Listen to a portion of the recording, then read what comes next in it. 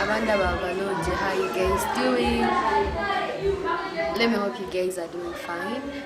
Amanyagange Montana because I'm Patricia, the Ghetto Queen from Triplets Ghetto Kids Uganda. The dancer, of course. I was singing about you. Alright, tukwaniriza in your gospel hint. Fetwe yama okola kyona kisoboka okutuusaako buli kimu ekyakabi okunoyiza bonna right now twine Patricia tugenda ba twogera naye tuga sharing time naye bingi bwe tugenda onyumyako emboozi naye biki like ngaye obulamu bwe butambula ate n'oluvannyuma oba oli awo mu kimu oba ebiri byana bagabanyeko naffe tuggyemu ekyokuyiga. Alright, sawa eno yiri ne Patricia. So, like, who is Patricia, by the way? Who is Patricia? Abanda Babalonje, how you guys doing? Let me hope you guys are doing fine. Amanyagange Montana because I'm Patricia, the Ghetto Queen from Triplets Ghetto Kids Uganda. The dancer, of course. I was singing about you. Alright, you're one of those people who young generation have covered to what we are inspired towards. Because if you talk about Ghetto, it's a long story. If you talk about Ghetto, remember it's suffering. That's all. So, Patricia, what has made you to prosper?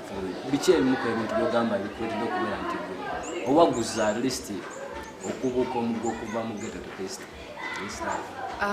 Actually, inze nazalibwa mu Ghetto ze Kawempe. My family and I fena together Kawempe. So nali nine somo lye nsomerako baliyita Precious Children's Center. Somero likyaliyo lyasomesa kuba baby class. So manager waffe during that time yalinga omayi bino ebintu ba trainers aba training speech days yan training kubanga kyali mu top class from school. Yeah, like nga training small ya fair ya MDD nga omayi but training classes moment like kati ye yajja to training oba bamutanga training yeah tried to meet her training before even everything kuba that time na past us that's long ago. I think I was something like in P2 or student mulungi nnyo naye ate nali missinga nnyo classes ze kuba nali nga nsoma ng'olumu sisoma nanyinza omala akawiki konna nga sisomerwa nsonga twali tetulina school fee like mama wange nga bangobanye school fees kuba mami wa I live in a poor family so mama wange nga talina sente sasula school fees zange ne baganda bange negundi kuba bali tebakola so most of the times bwe bakuwaddeyo n'osoma bwe batyo so nangamba n'omunambuuza Patricia ng'omisinga nnyo dance classes zange buzibu ki ne munana ne mugamba mama wange talina sente ne tata wange zisasulira school fees zange ne baganda bange okukola ki okusoma nsomera n'omunala omunamunyonyola mu bulungi story yaffe nagamba ntwalake wa mama osobola okukosa talent yo nenkuyamba n'osoma so awo nemutwala mama wange yali anzikiririzaamu era n'amwesiga kuba yamulabako kumala ebbanga kuba nati yalinga ajja kusoma lyaffe bya speech day biki ate nga womanyi ngawoddeo kulaba nemami trainer yangambye nakoze kano no nalidda Kawempe yonna yali emmali kuba nalinga nzina ku promotions biki newakimanyi ja oyo ye queen waffe owawano. No, Patricia, tugatani like who inspired you okutandika okusina at that age ku myaka eyo motivation wajjirawo kwagala okuzina? Actually simanyi but kuba nze waffe sigamba nti nakola ki nalinda bati sigamba nti oba waliyo ogambi mwali bavuga tele TV nali sina TV alina abantu abali bazina olabira kuno ga Nikers nali si njako bino byetukuba agadomola eyo ate nali baby nnyo kuba nakafaananyi nakalabako ndi kito nnyo naye sigamba nti kuba ewaffe twali tetulina TV so nobody inspired me okuzina wabula kyenzijukira during that time kwaliko oluyimba lw'omukyala gwe bayita Fina Mugerwa gwe bayita nakonkonye nongekona That was my best song, like nga wengenda performing ku kolo or promotions bakungamba kuterayo kayimba ngamba gafundu kululu because I used to like katinga naye waliwo nga bwe bategeka show z'abayimbi biki kati mama wange yantwalanga nnyo nga tugenda naye kuba hall yali near our home nga kumpi antwalanga nnyo nembala abayimbi kati ngantake ngati omukyalo we bamuleeta nnyo namugera now kati weyakubanga ngamuleka nayimba ennyimba zonna kati weyatuuka kakayimba nga ngenda ku stage nga kuba nayimba she's a very good dancer. If I'm talking about my inspiration when ngamba ti nature inspiring it's that lady. Yeah, kuba nalinga nteganjogena even that one night remember in that song nalinga waliwo bagamba tan tan tan tan tan tan muziki nekutabuka ngokwana itenga nayaje kuba so that was the whole thing. So we picked you from school naja na kusambaza debo. Yeah, so mami na mwesiga. Yeah, but the main reason why I entered Ghetto Kids was to go to school. So by then Ghetto Kids bali bajitadeo. Yeah, yaliwo eri though yali tinababa famous but already yaliwo. So ye yali already aina yali yatandikawo nga tu performing n'ebidomola bichi yatuzina n'amaganda. Ghetto Kids gwe wajegatako wegaswede nga yali yatandikawo. Fortunately ntigwe wajegatako kwe kumanyiko nnyo. Sikwe kumanyiko nnyo we najegatako that's by the time we twakola City House. So it's not that me I made it famous, but all of us. So now we come and why is it that you triple H because we've been following it, why can't you be so famous from among all the others you started? I'm sure I will never be famous, but maybe is because the first video which trended so much, yali City House. Atenze yali muze kanzo omwana. So maybe just abantu amaso gawe bagatunuliza nnyo akawala akalimu.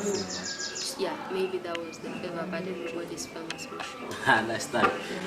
Tuwela bila gwe nawe na Jolly ochalaba the gospel hymn. Tuline Patricia atuyitiramu emukwe badde mu lifestyle ye. Ebimukwe byayitamu oboli awo ojja kubako ne chopping amu omuzadde nawe gwe mwennyini alina kyagala okuba you get inspired. So Patricia, if you leave aside the others, Patricia yani nga tuvude mu camera life netukulabiramu.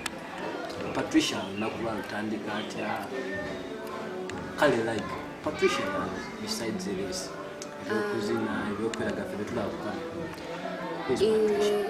maybe nyinzo gama nti my normal life teyawukana nnyo n'abantu gye balaba already on social media. Reason being, me, I'm a normal girl. Like, I want to know you know. Like, even at my school, like, when I just joined my HM, my teachers, they all thought when Patricia came at our school, agenda banga, exactly. That you know, type of girl. It's the kind of thing we have in mind. Mwana ya leo to atandika manyiti Patricia, tawiza bintu waka, Patricia kusoma tebamukuba tebamukola. Still the same class they were treating them like people who live with me, people around like cutting sokereza kusomero kuba ye environment jesinga nyonyo bera mga siri waka siri ku shows because not that I normally move out, you know, that kusomero like my teachers osanga ne ba students bange some said Patricia togena bowa wera gabichi obango oli mulalu batwaga manyo bachi, but they were all surprised with the Patricia bali balowoza with the Patricia I am at school and I am in my normal life. The Patricia, of course, when college we kusomera have to be punished. You know, genda ne funaka again. Munno yonna najali buli omu sharing or subscribing no Facebook pages za fegendo liking. It's your boy Von Vibes Junior. Kuchi agena mwa so Patricia. Kati nyo today ko story ya mama. So right now mama my mom, she's fine, like health bichi semurade. Yeah. Nebaza mukama ntibachali bala mama wange. ne baganda bange ne daddy wange ate nga bali bonna no matter the hard situation they pass through they are still happy bakyali basanyufu tolina kudda kwena kuwaza no matter what situation like joba we know brothers and sisters. I'm the nze baba So how do they feel? Ngawala ba Patricia kati nolaba baganange I have my big like mugana nganzira complex bamita players is growing very tall more than me and a bit bigger kati you know I thank God tinera mukama katonda yanyamba my mom my brothers they are not tebetwala banga mboba they are proud because our sister is bichi we get so staff we are traveling kayagala nakumanya that brother because he was the like trying to run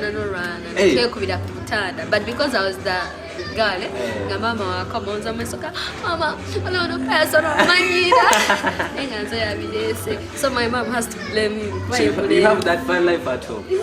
So do you get time no kuya ku mami like oba najja ko wano bagwe no genda yoto my mom actually when jagaliro balaba I go and visit them oba ne bajja ne bamesti okay anytime they need me oba anytime I need them katinze na ichi enkola ndo gendayo kale ndwawo kogendayo kwa gendayo bachito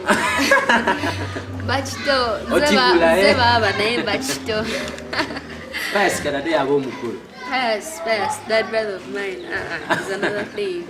Patricia what do they call him mommy like amubuza noya mami tichawulira akweranga you like this. What I know, my mom, my dad, my sisters, they are so proud of me. I tell them first born mama and the daddy one. Cover like seeing us they truly feel like we one family. Yeah, truly one family. Mom, daddy, nothing. We are four. Kati they are so proud of me. Mama and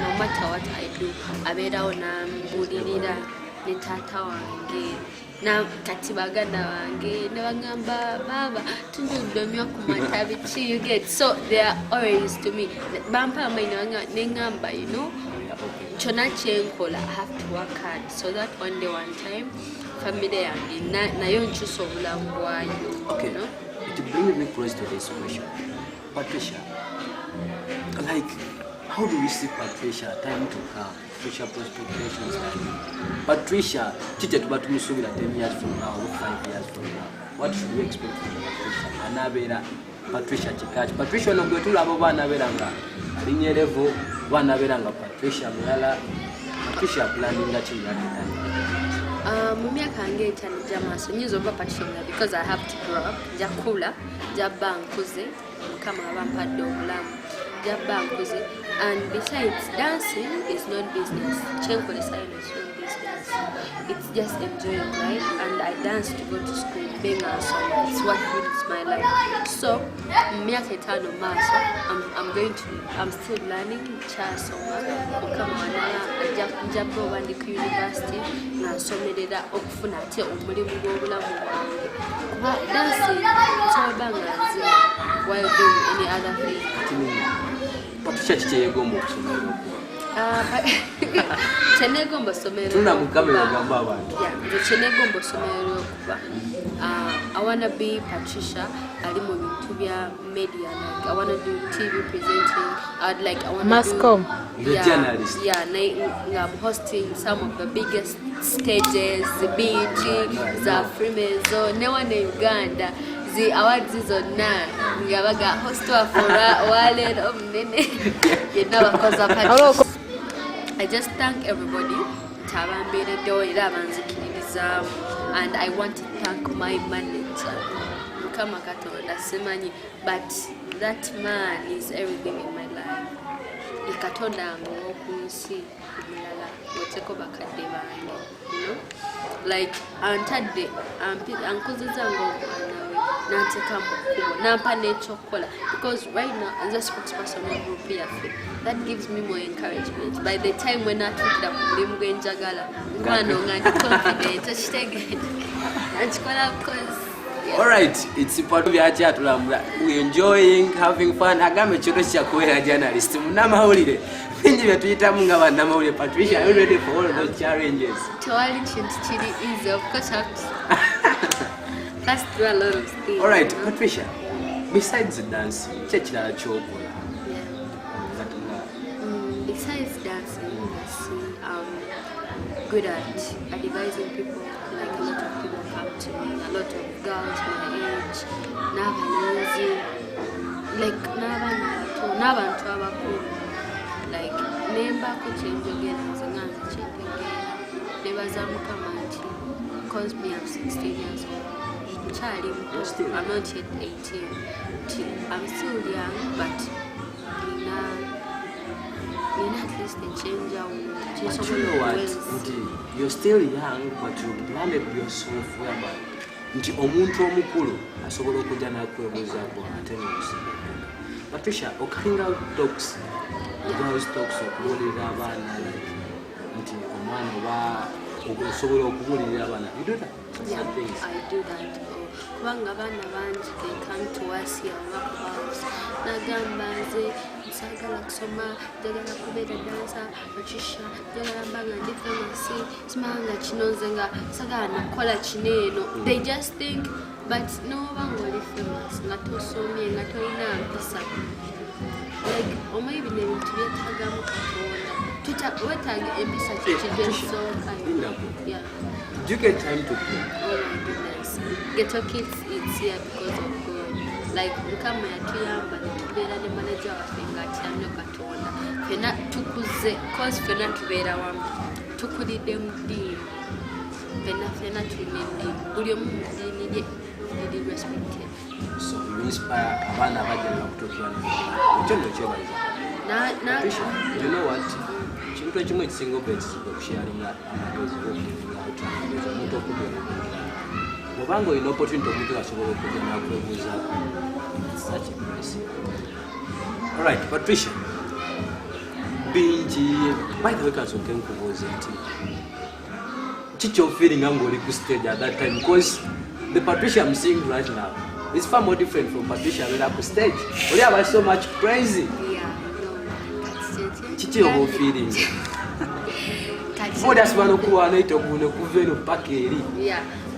Naye ate onali so calm and humble. Wali wembanzi now that's my life. But kwegamba I'm just enjoying. You were off the real you. But so crazy. Performing Patricia and but dancing is my life. I enjoy dancing. I dance. When I dance, I get school fees, I get everything. But besides that, it washes away and nothing. You know, I don't think about anything. But I like making or coming down to be happy, no matter what hard things I'm passing through, no matter what stress I have. When I dance, everything is kawa. Everything is kawa. If you're watching the gospel hint, you don't have to miss. Patricia, bichi ebinyiza Patricia, bichi ebisalusa. Kyogamba nti nze kino kinyiriza ddala. Ebinyiza, of course, buli muntu wa bulijjo abakuna ebinyiza naye kati waliwo ebimu byotasagamba nti kino ne kino kinyiiza kubanga simanyi oba kikolebwa mu ngeri kyenjawulo so bintu bingi ebinyiiza omuntu wa bulijjo. Naye waliwo ebyo byogamba nti nze abevaamu bingi ebinyiiza naye nze kasitojja n'okwata ku manager kinkyankalaniza ddala kasitojja n'onnimba kinkyankalaniza ddala biki ebintu ebinyi okay like bingi but I'll mention some few.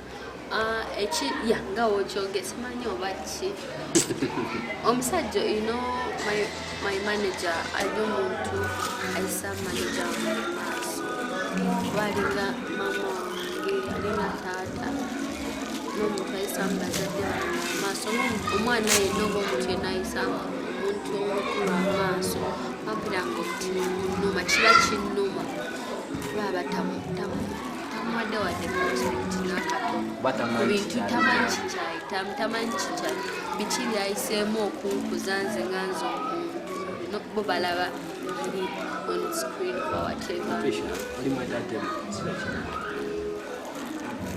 several times the manager around the side. Due to unbearable circumstances, always Patricia like to cut time with your manager.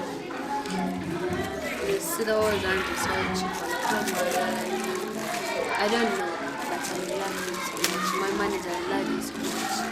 No. Gospel hint. Patricia sigaze ibibuzo bitini nyo begenda mbuza tumute oboli interview tulagenda tukabukomerera ku ntandikwa y'enkomerero yayo. Patricia, followers aba subscribers abatugoberera abade bambuza ekibuzo kino ningasanga nti sina answer yakyo. Patricia ina boyfriend?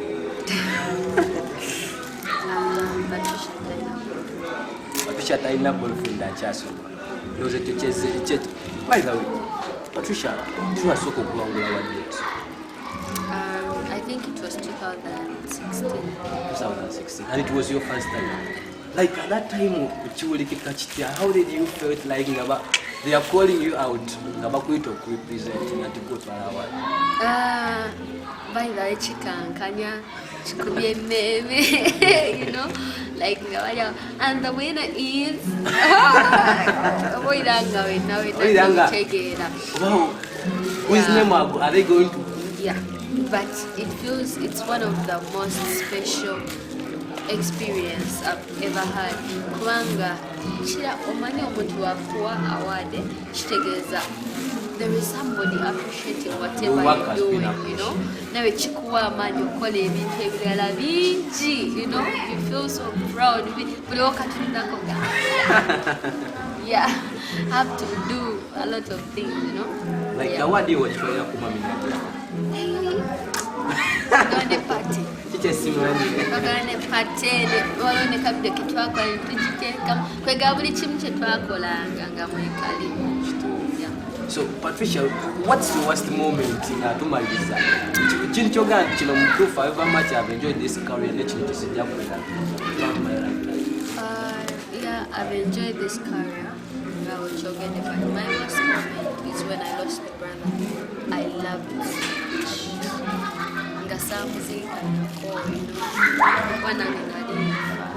So it's the most worst thing I think about. Because you know Alex was the pioneer of our group. But I thank God that I'm still alive.